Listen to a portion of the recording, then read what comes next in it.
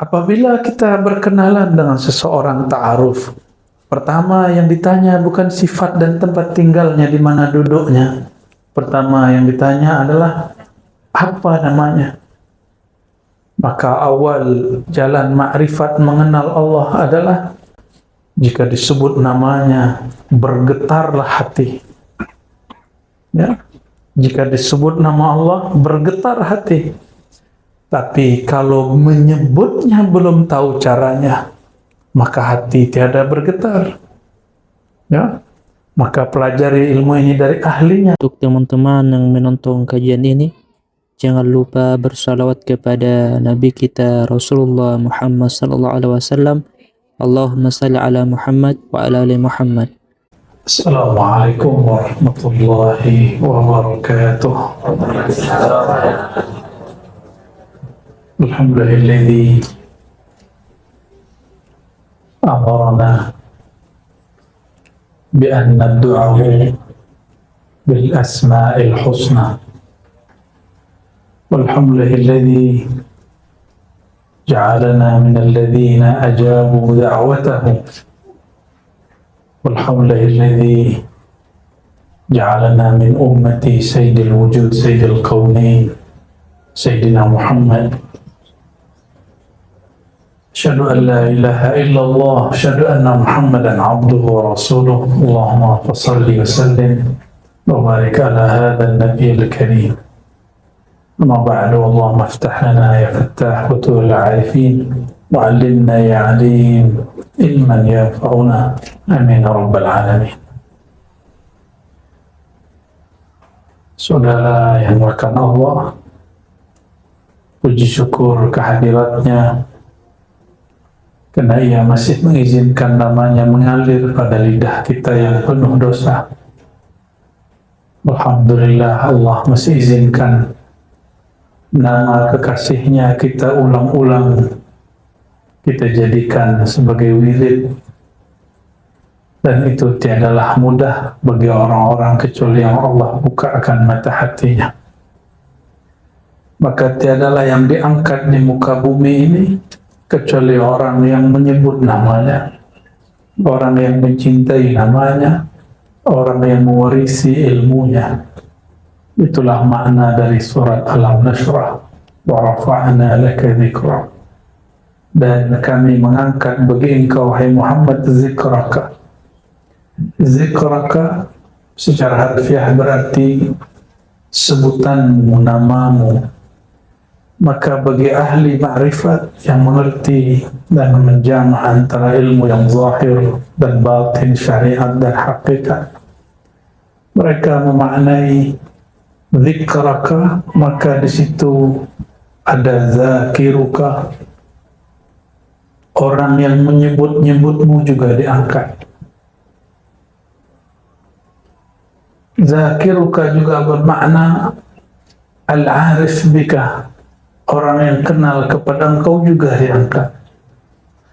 Maka jika bersolawat, berceramah, berdakwah, jangan berniat viral, jadi orang yang populer, ya, famous, ya, masyhur. Nah, niat kita hanya karena Allah membesarkan, meninggikan, mempopulerkan nama baginda SAW, maka kita pun mengatakan, ya Rabb, arfa' dzikra habibana, dzikra habibina kama rafa'tahu. Sebagaimana engkau mengangkat namanya, kami pun mengangkat namanya. Maka siapa yang menyebut-nyebut namanya, dia pun ikut terangkat. Darjah dia pun ikut terangkat. Semoga yang hadir malam ini, terutama sahibul bait, Datin Umi Zaidah, ya? Aidah. Semoga beliau dan keluarga dan yang berhadir semua, Allah tambahkan nurullah, nur Muhammad SAW. Ini mulailah zaman orang mengingkari kajian nur Muhammad SAW. Padahal jika tuan-puan baca semua kitab maulid dimulai dengan Nur Muhammad SAW. Betul tak? Semua kitab maulid isinya Nur Muhammad SAW. Tapi muncullah ada orang mengatakan kajian Nur Muhammad itu kajian daripada pengaruh Kristiani kepada Muslim. Ada juga mufti di sini lah. Yang saya tidak tahu negara bagian mana lah itu. Dia kata Nur Muhammad itu ajaran Majusi yang masuk ke dalam Islam. Ya salam. Mufti ya salam. Istafti qalbak qabla an tufti linnas. Minta fatwa dulu ke dalam kalbu sebelum kita memfatwa suatu hal.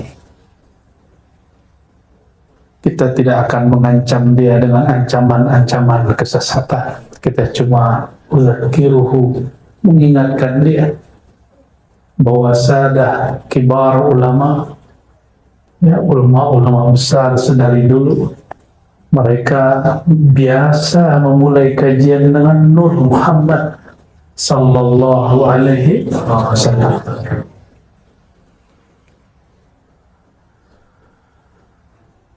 Tapi saya tidak mau bahas Nur Muhammad lah, ramai lagi, ya. Karena di sini baca Ratibul Attas dan Al-Asmaul Husna. Saya ambillah bagian Al-Asmaul Husna. Kalau Ratibul Attas mungkin para sahabat yang berhak membahasnya, walaupun kita memiliki sanad dan ijazahnya. Tapi tarekat saya bukan tarekat Ba'alawiyah, namun saya dapat ijazah mengamalkan wirid-wirid dan auratnya, ya, namun suluknya bukan suluk Ba'alawi. Ma'ahtiramina bihim, meskipun saya sangat hormat dengan Sadah Ba'alawiyah. Kenapa? Kullu Ba'alawi syadzili. Setiap Ba'alawi syadzili, dan amalan harian kami syadzili.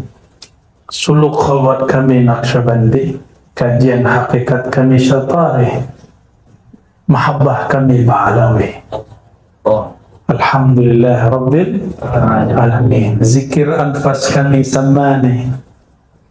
Ya, kalau dilanjut masih banyak lah itu. Ya. Al-Asma'ul Husna. Tuan, puan, senangkah dipanggil dengan nama yang bagus? Senang? Senang dipanggil dengan nama yang indah, yang elok? Atau dipanggil dengan nama yang buruk? Mau? Tak nak? Tiada orang yang suka dipanggil dengan nama yang buruk. Walillahil mathalul a'la. Dan milik bagi Allah lah perumpamaan yang lebih tinggi, lebih luhur.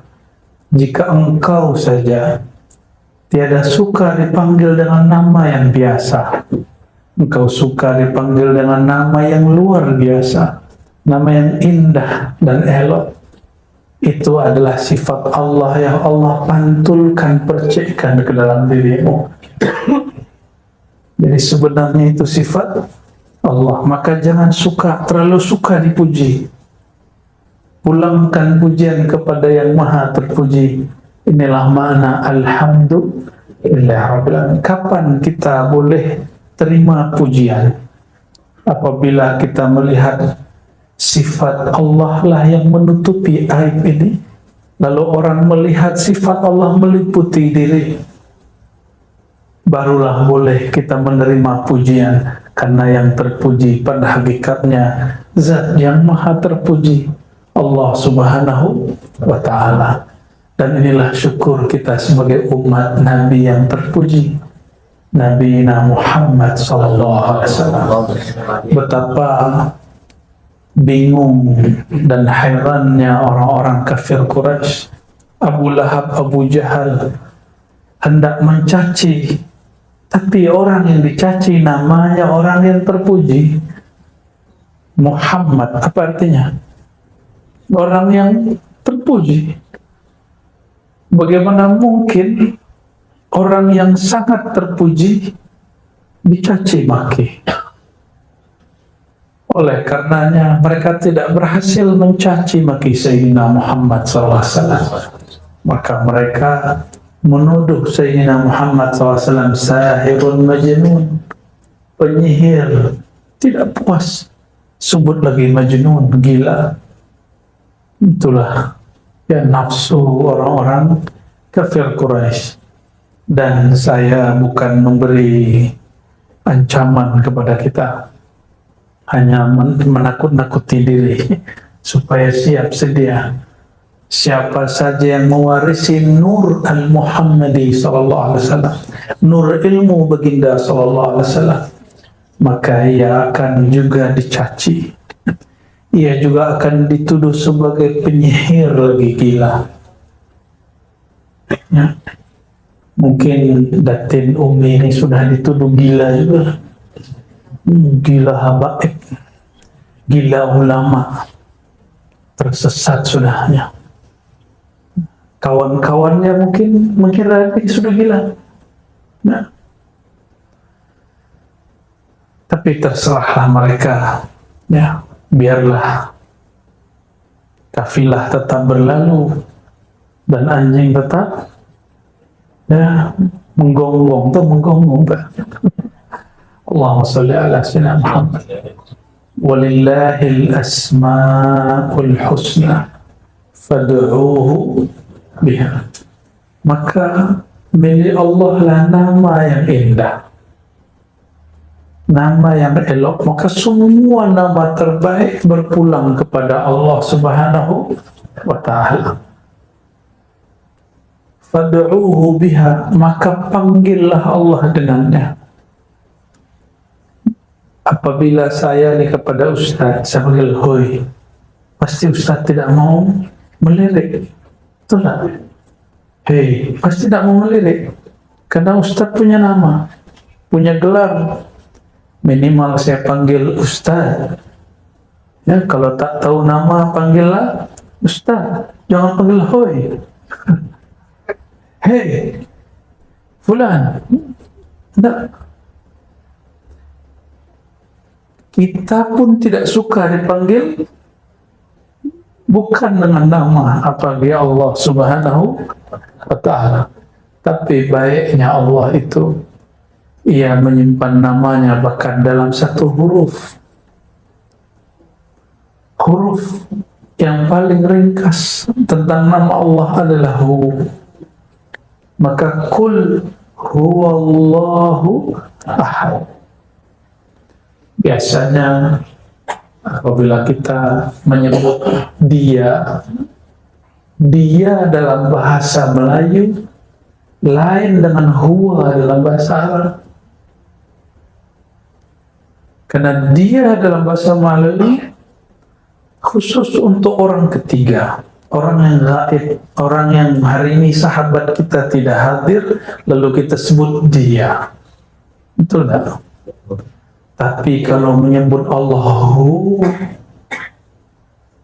itu menunjukkan tanzih, mensucikan Allah dari semua fikiran-fikiran.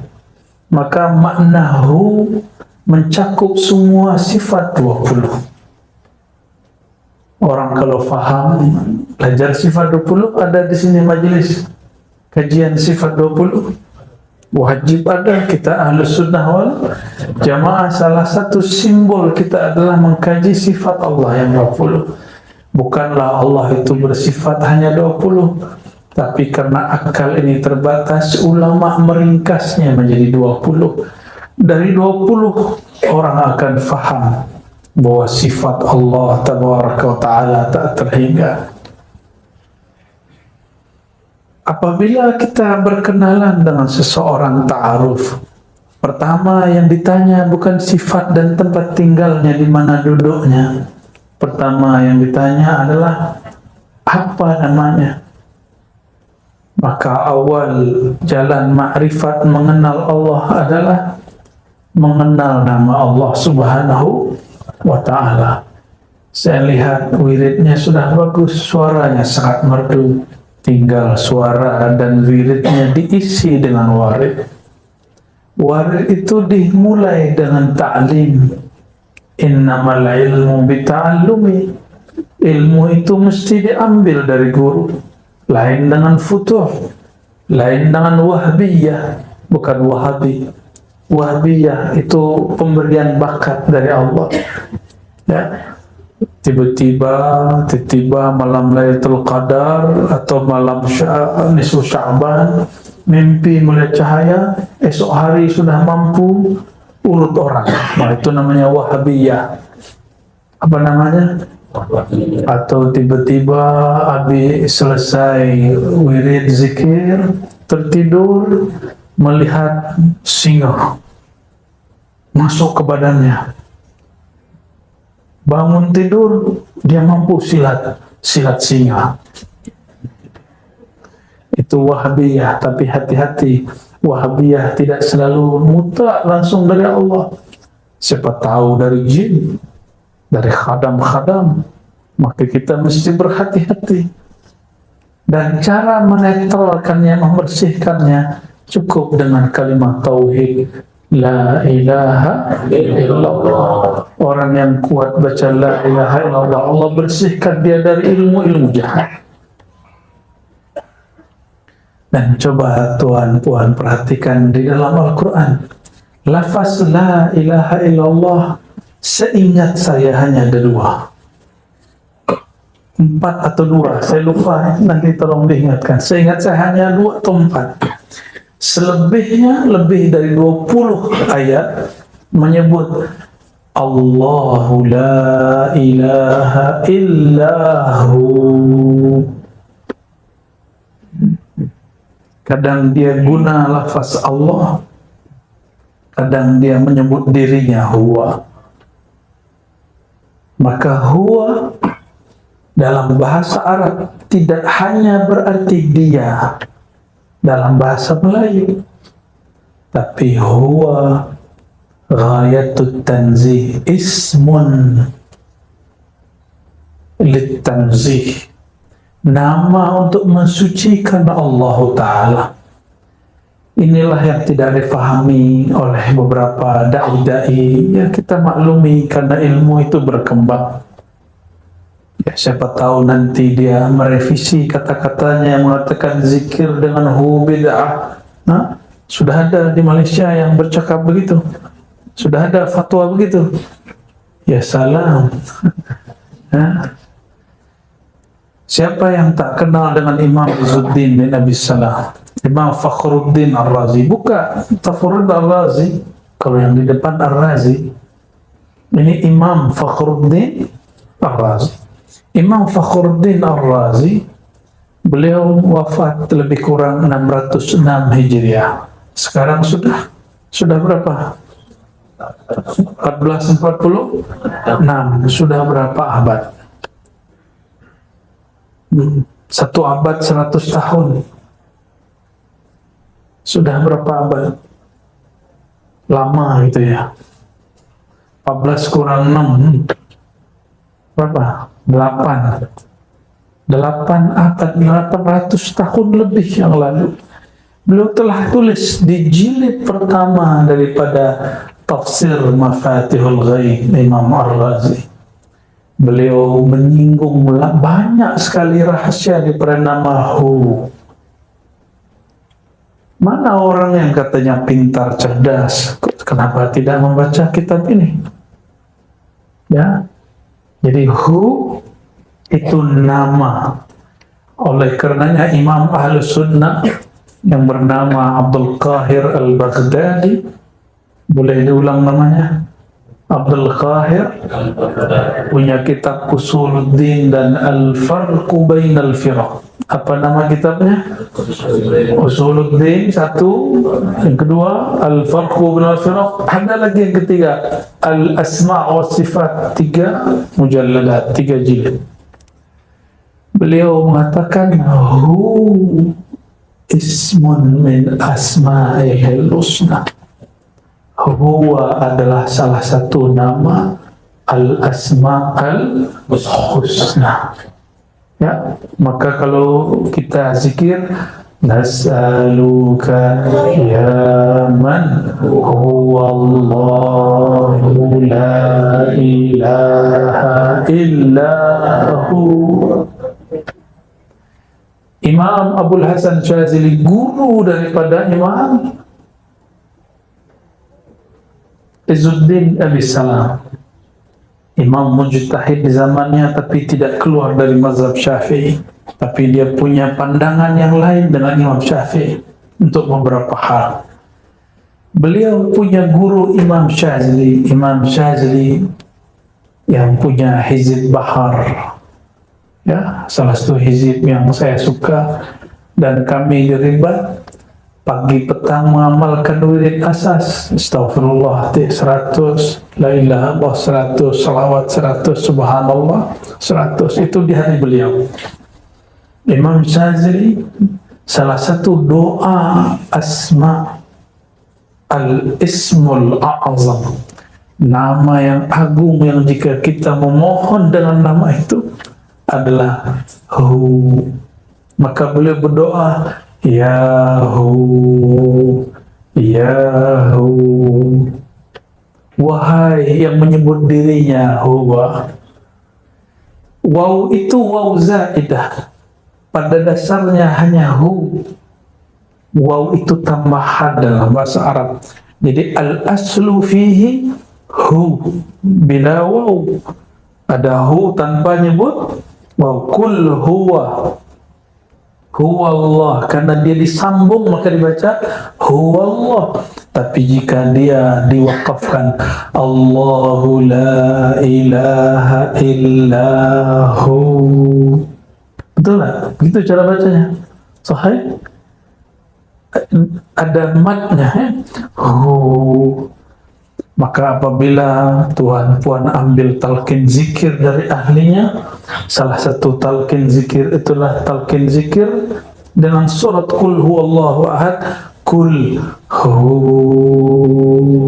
Allah. Jika dilakukan dengan teknik yang benar, kaifiat yang sahih, dia akan membuat wajilat qulubuhum. Jika disebut namanya, bergetarlah hati. Ya, jika disebut nama Allah, bergetar hati. Tapi kalau menyebutnya belum tahu caranya, maka hati tiada bergetar. Ya, maka pelajari ilmu ini dari ahlinya, jangan dari YouTube. Ya, pelajari dari siapa? Fas'alu ahla dzikri in kuntum la ta'lamun. Tapi ingat, tidak semua dokter itu spesialis. Maka tidak semua dai ustadz menguasai ilmu talqin. Banyaklah orang mentalqin dan memberi ijazah, tapi sedikitlah orang yang punya sir daripada la ilaha illallah. Ambil dari ahli sir, ahli zikir, insyaallah nur Allah akan hidup di dalam kalbu kita. Insya orang nur Allah hidup di kalbunya, maka sebesar apapun dosanya tidak akan membuat dia putus asa untuk pulang kepada Allah, karena dia tahu ini yang kami kaji tadi pagi, ya, tapi karena memang tidak ada live, ya. Apa itu? Was-was syaitan dan terjerumusnya seorang hamba dalam maksiat itu adalah jalan bagi salik untuk kembali kepada Allah. Maka min alamati, di antara husulit taubah, terbitnya nur taubat pada diri seorang hamba, si hamba dimunculkan rasa dia bersalah di hatinya, rasa dia berdosa di hatinya. Coba perhatikan, Sayyidina Muhammad SAW berdosakah? Ada dosa Nabi Muhammad SAW? Tuhan, hari ini ada dosa? Matanya berdosa, lidahnya kalau usah pandang orang, pandang diri kita. Ya, kolbunya hari ini dosa nggak? Kita tidak usah memandang siapapun, pandanglah diri ini penuh dengan dosa. Dosa itu kotoran. Senangkah sudikah Tuan Puan memandang orang yang di pada tubuhnya, badannya, wajahnya ada kotoran? Nah, apalagi Allah Subhanahu wa Ta'ala. Allah memandang kepada wajah kolbu. Apabila mata ini berdosa, kolbu langsung hitam. Dan Allah tidak suka kolbu yang hitam. Tapi itu dosa zahir. Mendengar aib orang, ya, membicarakan aib orang, itu dosa zahir. Ada dosa yang tersembunyi. Adakah rasa mohon maaf hari ini diri kita merasa lebih soleh daripada orang lain? Ada merasa diri ini lebih alim dari orang lain? Ada rasa itu? Ada merasa diri ini lebih berilmu daripada orang yang duduk di kiri kanan kita? Ada rasa itu? Jika itu ada, ya Tuhan pun jawab di hatilah. Jika itu ada, itu dosa lebih besar dari dosa memandang yang haram. Hari ini kawan kita, sahabat kita mendapat rezeki dari Allah. Ada rezeki materi, uang kah, duit kah. Ada rezeki imateri, ya, mungkin popularity, mungkin dia disukai orang, dipuji orang, mungkin dia dapat ilmu. Ini rezeki juga. Maka setiap orang yang dapat rezeki pasti ada yang iri dan dengki. Adakah kita hari ini iri dengki kepada seseorang? Iri dengki itu menginginkan dapat nikmat yang Allah berikan kepada sahabat kita, saudara kita, dan kita ingin dia tidak dapat. Itu namanya iri dengki. Tapi ada iri yang positif. Kita menginginkan nikmat yang didapat saudara kita, tapi dia tetap mendapat nikmat tanpa perlu dia hancur dan binasa. Nah, itu boleh. Ya. Maka dosa itu ada dua, dosa zahir, dosa batin. Tahukah saudara yang pertama kali iri dengki siapa? Iblis. Yang pertama kali sombong siapa? Iblis. Maka siapa yang merasa dirinya lebih, siapa yang iri dengki kepada orang, dia sedang mengambil sifat-sifat iblis. Dan ini wajib kita bertobat padanya. Maka apabila setiap Bani Adam memang berdosa, namun tidak semua Bani Adam merasa berdosa. Sayyidina Muhammad SAW dan semua para Nabi berdosakah? Nabi Muhammad punya dosa kan? Betul. Betul. Sahih. Ya. Kecuali Ibnu Taimiyah, Imam Salafi Wahabi, mengatakan para Nabi berdosa dosa kecil. Ini Ibnu Taimiyah, ya, yang disebut oleh kelompok Salafiyah Syekhul Islam. Ya, itu tanggung jawab dia di hadapan Allah nanti. Ya, kita tidak ada urusan. Dalam akidah Ahlus Sunnah yang kita anut, para nabi, terutama Nabi Muhammad SAW, tiadalah ia berdosa. Disebut maksum. Ada namanya maksum. Maksumah, ada punya nama maksumah. Ada maksum. Ada. Siapa suaminya? Arwah. Allahumma salli ala sayyidina Muhammad. Nabi Muhammad SAW. Perhatikan, ada muhim, ini penting sekali. Nabi kita tidak berdosa, tapi ia merasa berdosa. kita, tuan puan hari ini, kita pasti berdosa, tapi kita tidak merasa berdosa. Betul ya? Para nabi alaihimussalatu wassalam memandang dirinya jika melanggar satu adab, maka dia sampai dia wafat dia bertobat kepada Allah SWT. Sayyidina Ibrahim dia berbohong 3 kali untuk kebaikan. Sampai nanti di akhirat orang minta syafaatnya, apa kata beliau? Duhai umatku, bukankah aku ini nabi yang berdosa 3 kali berdosa, 3 kali berbohong?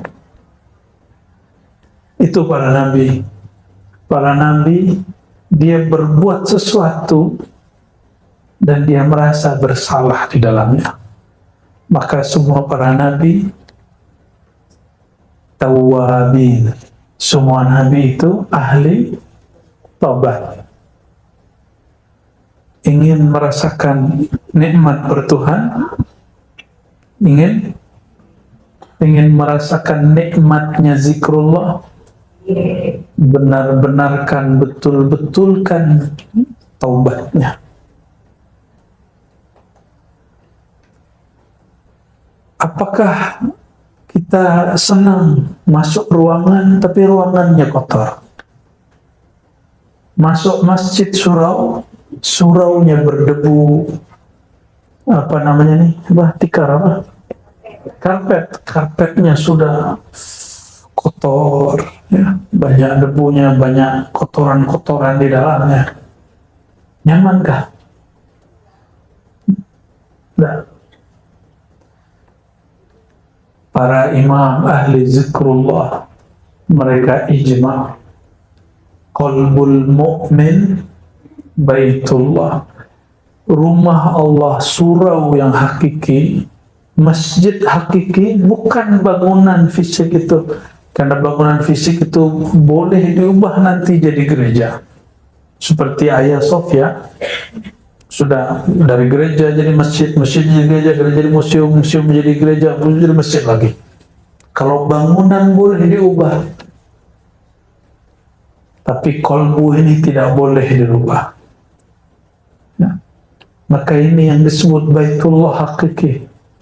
Jika seseorang masuk ke dalam dirinya, di dalam dirinya masih ada noda mata, noda telinga, noda pandangan, pendengaran, noda lisan, noda tangan dan kaki, noda kolbu, maka ia tidak akan lama tahan zikrullah.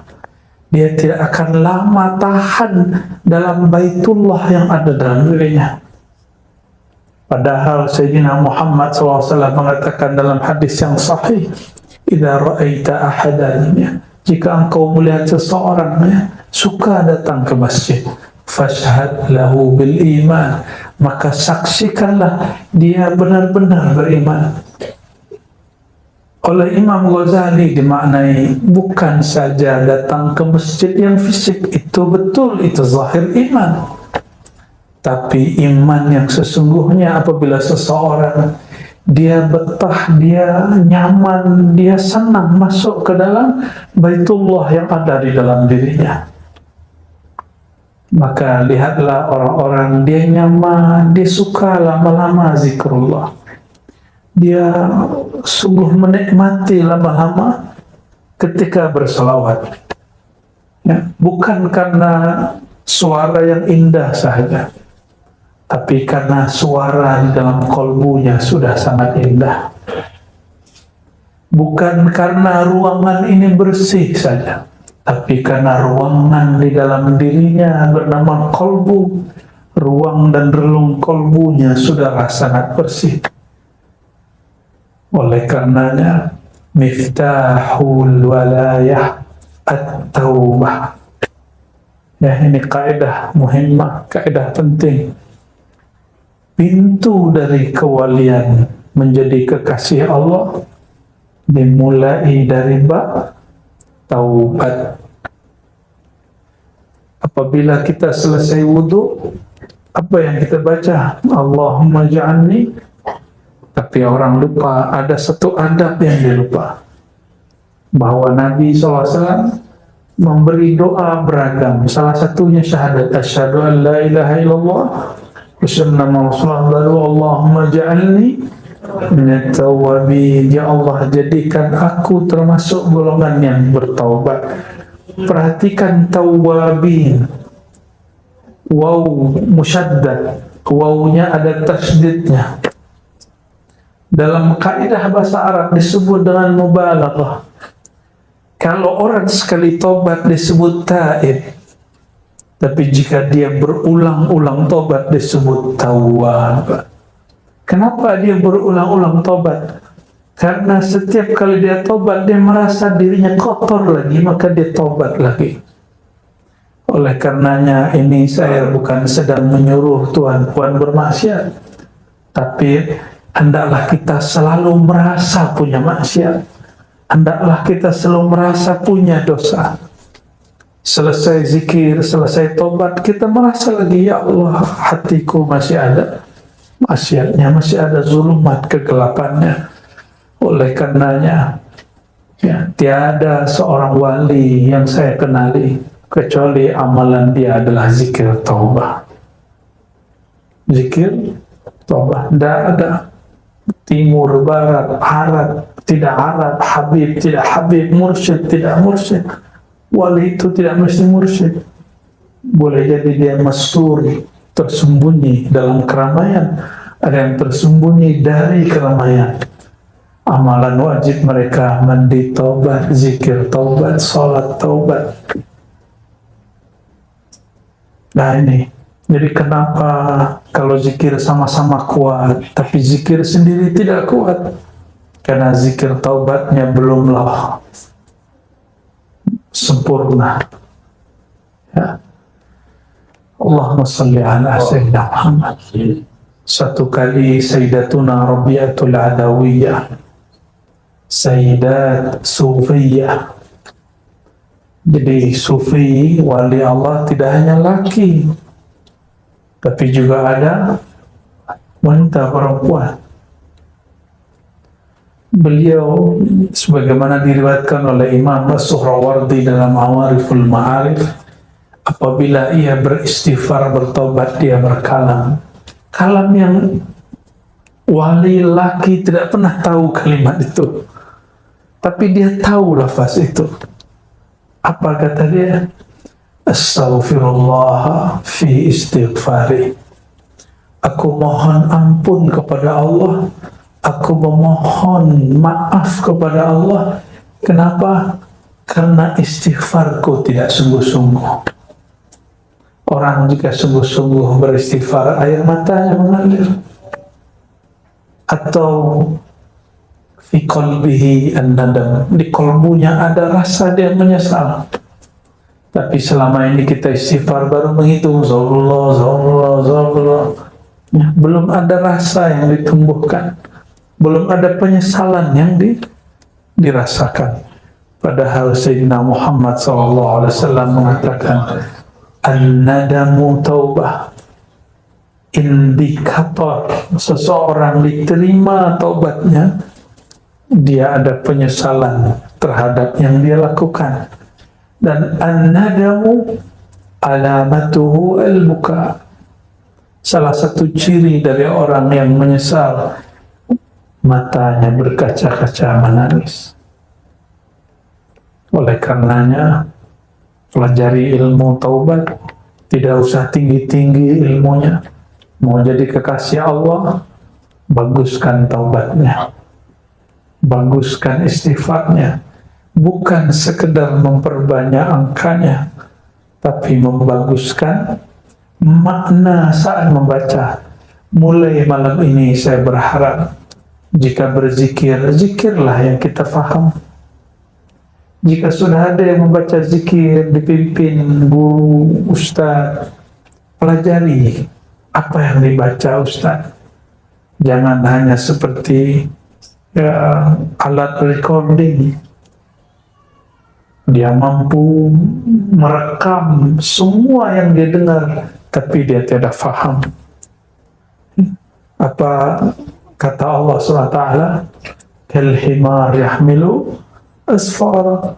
Hanya seperti, mohon maaf, keledai himar yang mengangkut lembaran-lembaran ilmu, tapi dia tidak tahu apa yang dia bawa.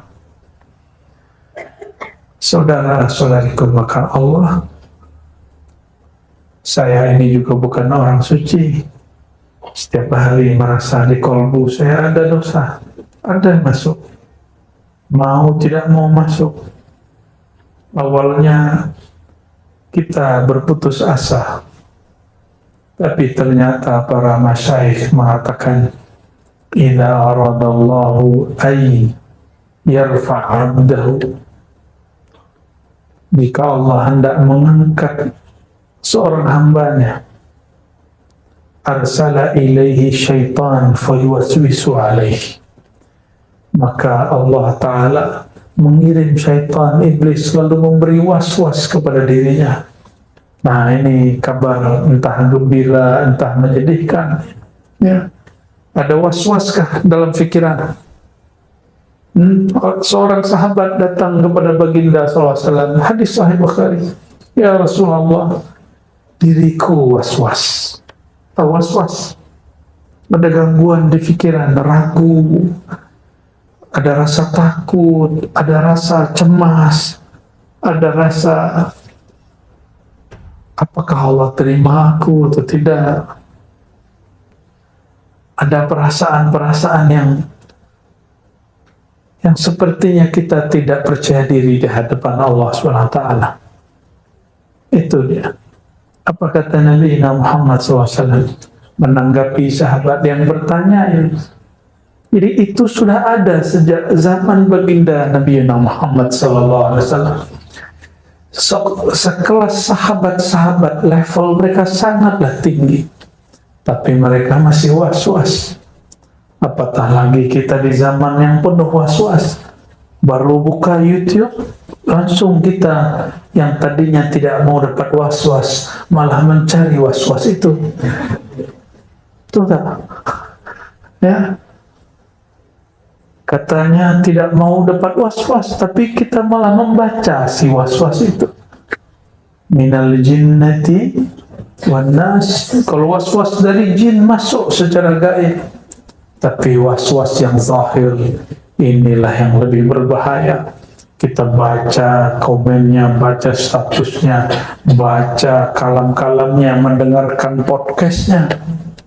Ya, kita yang mencari ulah, kita cari penyakit sendiri, lalu salahkan orang lain, bahkan menyalahkan Allah.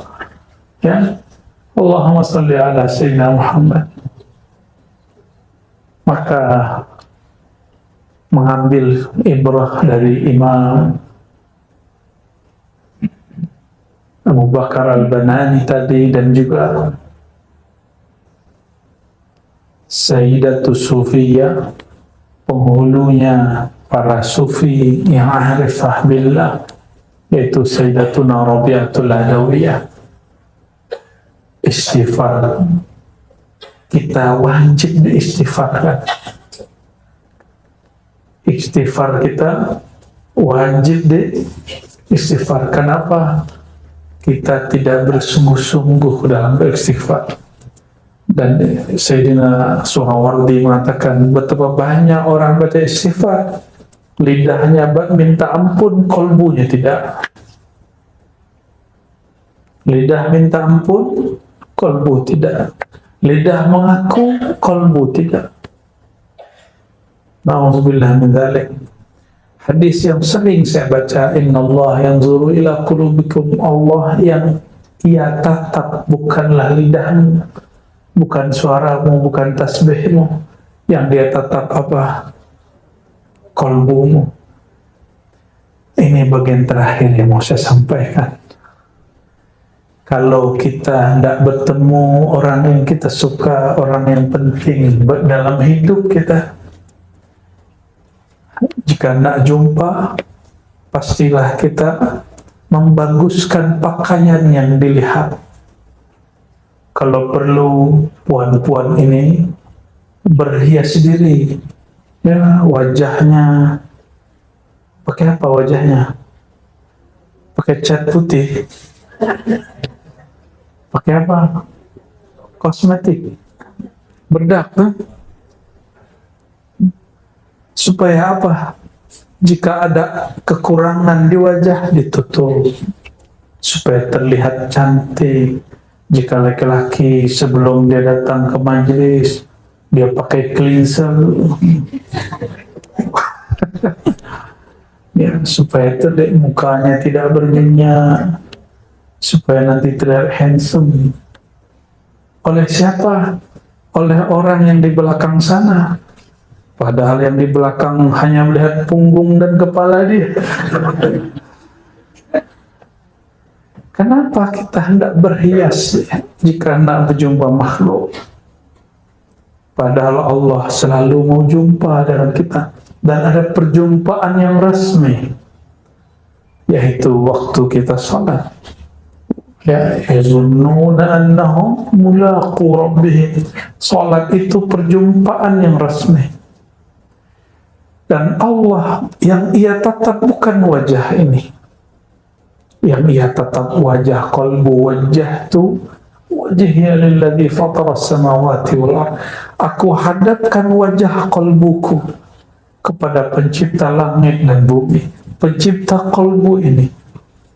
Maka jika hendak bertemu Allah Ta'ala, bersihkan wajah qalbu, berilah hiasan yang layak baginya, sehingga Allah yang maha memandang suka dan senang memandangnya. Apa tanda Allah suka memandangnya? Kita pun senang memandang kalbu kita.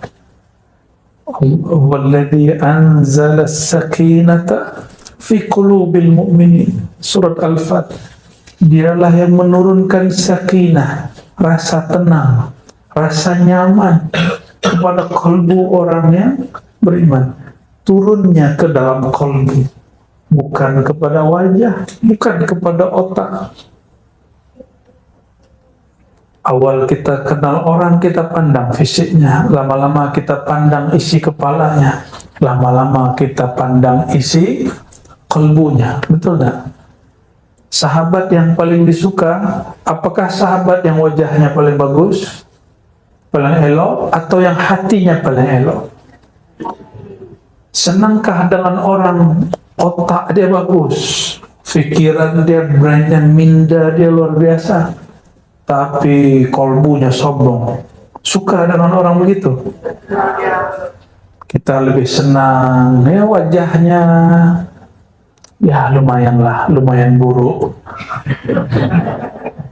otak dia, minda dia lumayan dhaif, ya dhaif ya lemah, tapi kolbu dia tidak menyimpan busuk hati. Kita suka berteman dengan orang begitu, betul tak? Kita nyaman jika berjumpa dengan orang begitu. Itu masalul a'la. Ini perumpamaan yang lebih tinggi. Allah lebih senang lagi kepada orang yang kolbunya tidak menyimpan busuk hati, tidak menyimpan sombong diri. Senangnya Allah memandang orang begitu. Kapan mulai konflik muncul di surga? Ketika Azazil yang kemudian diberi gelar iblis merasa dirinya lebih tinggi daripada Sayyidina Adam, dan dia iri kepada anugerah Allah kepada Sayyidina Adam, maka bermulalah konflik, bermulalah pertengkaran. Ya, jangan sampai itu terjadi. Kita punya sahabat, wajahnya senang kita melihatnya, akal fikiran minda dia juga sangatlah cerdas, IQ-nya sangatlah tinggi, kolbunya sangatlah baik. Itulah afdalul ashab, sahabat yang paling mulia. Jika dia sahabat, jika dia guru yang paling disebut al-mursyid kamil mukamil. guru yang kamil, ideal, bukan sempurna. Sempurna hanya milik Allah. Ya, sangat ideal. Maka saudara-saudariku yang karena Allah hanya menatap kepada wajah, kalbu. Mari merias wajah kalbu. Ya, ini puan-puan ini merias wajah ini setiap hari kan? Kalbu kita cemburu. Apa kata dia? Ya Allah, hamba-Mu ini merawat wajah zahirnya setiap hari, tapi wajah yang Engkau tatap dia hanya rawat sesekali saja. Wajah ini, kata ahli kecantikan, mesti dibersihkan minimal 2 kali sehari. Tahulah kita ya, pagi, petang, atau bangun tidur, sebelum tidur. Maka saya pun katakan minimal jika hendak membersihkan kalbu, bersihkan 2 kali sehari. Sebelum bangun tidur dan sebelum tidur. Siapa yang tidur tidak membawa sifat-sifat sombong, sifat-sifat yang buruk, dia tidur fi hubbillah, dalam cintanya Allah. Itulah zikir yang sebenarnya. Itulah ahli surga. Jadi jika Tuhan mau lihat ahli surga zaman ini, mudah. Saya kasih contohnya. Orang yang tidur tidak menyimpan penyakit hati. Siapapun orangnya, alimkah dia, jahilkah dia, maka orang itu ahlul jannah, ahli surga. Alim dia, baca kitab kuningnya Masya Allah, apalagi baca maulidnya Masya Allah, tapi sebelum tidur dia kurang senang, hatinya suuzon, dia kurang bersyukur dengan apa yang dia dapat hari ini. Tertidur itu tidak lebih baik daripada jamaahnya. Jamaahnya mungkin jahil, tapi dia tidur penuh rasa syukur dan taubat kepada Allah Subhanahu wa Ta'ala. Maka nanti sebelum tidur, nah ingat-ingat, sebelum tidur, kata Nabi Muhammad SAW, ini sunnah Nabi. Idza arada ahlukum ila firashihi, jika kamu hendak mau ke tempat tidurnya, falyatawadda wudu'ahu lis-shalah, maka berwuduklah, bersihlah seperti dia hendak salat. Maka seorang muslim tidak mungkin dia tidur wajahnya berminyak. Nah, kenapa? Karena dia mau tidur, dia pasti bersihkan wajahnya dulu. Jadi Rasulullah SAW sangat mengerti bab berhias. Lalu setelah itu apa? Bacalah zikir-zikir yang sudah mungkin kita tahu semua. Tapi ada satu hal yang terpisah hadisnya. Janganlah tidur dalam menyimpan rasa sakit hati kepada siapapun. Ada rasa sakit hati kah kepada orang? Masih ada? Masih ada dendam? Masih? Saya lihat ini sebagian masih menyimpan dendam ini ya. Masih ada 1-2 lah ini. Dapat dibaca dari gores mata. So, kan tahu alam gaib tidak. Ya. Kita tahu orang wajah lapar. Kenapa? Terlihat di wajahnya. Bukan berarti kita tahu alam gaib, tidak. Sayyidina siapa yang Yahudi ini namanya? Abdus Salam, ya. Seorang Yahudi yang masuk Islam. Kita tak benci Yahudi karena Yahudinya. Kita benci Yahudi yang Zionis, yang jahat kepada sesama manusia, apalagi Muslim yang sedang ada di sana. Sayyidina Abdus Salam diperintah oleh amatinya, bibinya. Wahai Abdussalam, orang cakap, ada orang baik datang ke Madinah mengaku sebagai Rasulullah. Jika benar dia Rasulullah yang ada di kitab Taurat kita, maka lihatlah wajahnya, apakah wajahnya wajah orang jujur atau pembohong. Pergilah. Maka pergilah Abdussalam kepadanya. Saat semua orang Madinah menyambut baginda Nabi Muhammad SAW, maka dia tatap wajah Nabi. Lalu dia pulang. Apa kata dia kepada bibinya? Wahai bibi, ma ra'aitu fihi wajhal kizab. Aku tidak melihat ada gores kebohongan, kedustaan pada wajahnya. Berarti ilmunya ini namanya ilmu firasah yang kemudian dikumpulkan oleh Imam Fakhruddin Ar-Razi. Itu Imam Fakhruddin Ar-Razi lagi. Imam Ar-Razi lagi ya. Beliau kumpul satu buku judulnya Al-Firasah. Ini boleh dimumarasahkan. Sayangnya yang guna ilmu ini orang China, Feng Shui. Itu ilmu firasah, itu bukan khurafat. Di Sumatera, di Jawa, itu orang tua-tua dulu ada ilmu itu, tapi dikhurafatkan oleh Wahabi. Ya, padahal ilmu itu ada. Ya. Akhirnya orang-orang hari ini mengharamkan yang tidak haram, menganggap syirik yang tidak syirik. Ya. Na'udzubillah min dzalik. Kembali kepada yang tadi. Jika hendak tidur, setelah kita bersihkan yang zahir, bersihkan juga yang batin. Maka sebelum tidur pegang dadanya. Katakan, ya Allah, jika ada di dalam hatiku rasa benci, rasa sakit hati, rasa bermusuhan, rasa sombong, rasa semua yang buruk-buruk, tolong Engkau angkat dan hapus ya Allah. Barulah baca Bismikallahumma. Coba nanti, dan hidupnya pasti bahagia. Mau tahu orang paling bahagia? Orang yang di dalam tidurnya tidak menyimpan dan tidak membawa satupun sifat-sifat yang buruk. Ya. Dan semoga Allah menulis kita fi diwanit tawabin, dalam daftar nama-nama ahli taubat. Wala yaqbiduna illa wa nahnu minhum.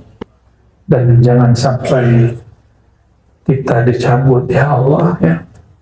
Dan kecuali kita dalam keadaan bertobat kepada Allah Subhanahu wa ta'ala. Lebih kurang itu ya. Semoga Allah Ta'ala menerima kita semua. Iqbalna ya tawwab, ij'alna minat tawwabin bihaqqi Sayyidina Muhammad Sayyidit Tawwabin. Nastaghfiruka fi istighfarina. Ikuti ya Allah, ya Allah, ya Allah, kami memohon ampun ya Allah, dosa mata kami ya Allah, memandang yang haram ya Allah, memandang hina orang lain ya Allah, ampunkan dosa pandangan kami ya Allah, dosa pendengaran kami ya Allah, dosa lisan menyakiti sahabat kami ya Allah, dosa kolbu ya Allah, dosa sombong ya Allah, dosa angkuh ya Allah, dosa iri dengki ya Allah, dosa lalai mengingat Engkau ya Allah. Allahumma ya Allah, tahhir qulubana, bersihkan kalbu kami, bersihkan hati kami dari semua penyakit-penyakit hati, sembuhkan jiwa kami dari semua penyakit-penyakit kerohanian.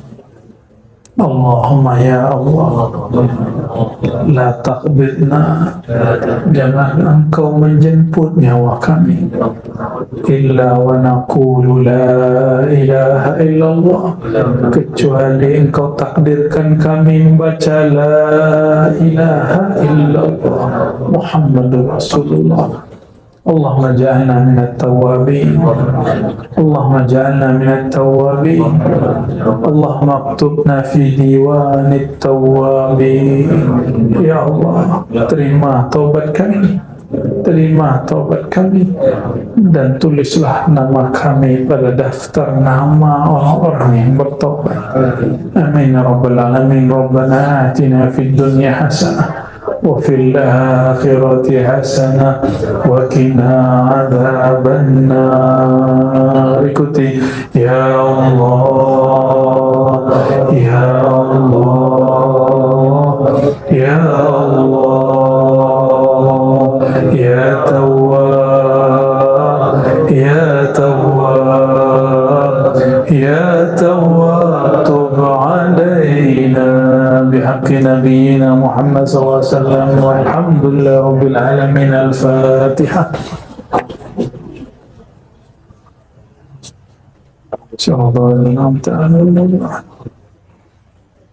Lebih kurang itu yang dapat kami sampaikan. Mohon maaf salah kurangnya. Subhanakallahumma wa bihamdika asyhadu an la ilaha illa anta astaghfiruka wa atubu ilaik. Assalamualaikum warahmatullahi wabarakatuh.